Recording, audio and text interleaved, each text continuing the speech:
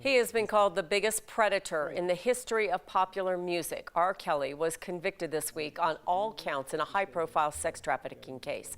Prosecutors say the disgraced R&B star was a serial sexual predator who abused young women and underage girls and boys for more than 2 decades. Joining me now is Megan Carvajal, Executive Director of the Blue Bench here in Denver. And Megan, thanks for joining us. I know this week the Blue Bench tweeted out calling R. Kelly's conviction encouraging. Explain what you mean by encouraging for this verdict.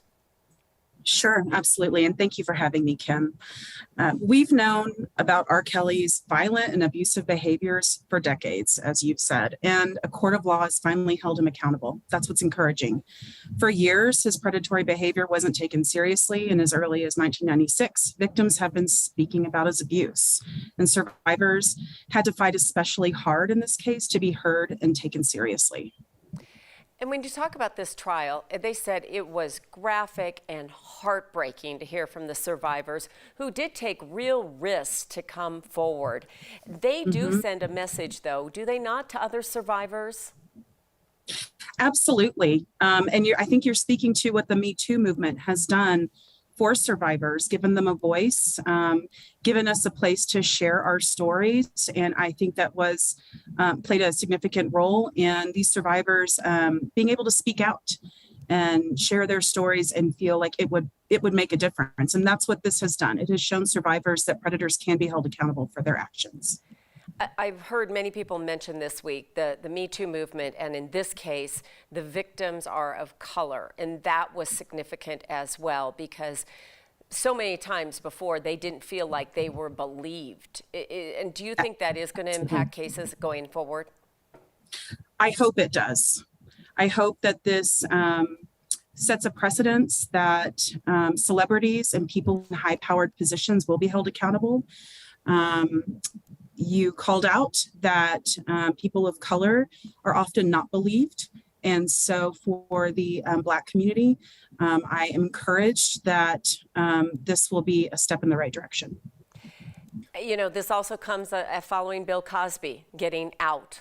On a technicality. So there is one step forward and then another huge step backward. But I was reading some things from some of his victims saying, yes, we're angry, we're disappointed, but we were believed when he was convicted. Yes. And I guess that is the thing that you're hoping people take away.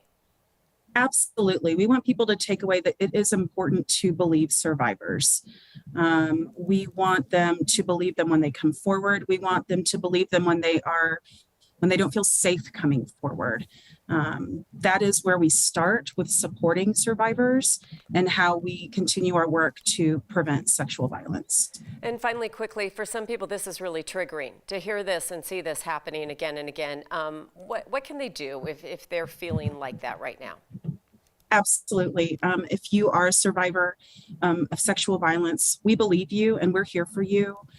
We have a 24/7 hotline. And you can call us anytime. Someone is there to listen. 303-322-7273. We also have that line in Spanish 24/7.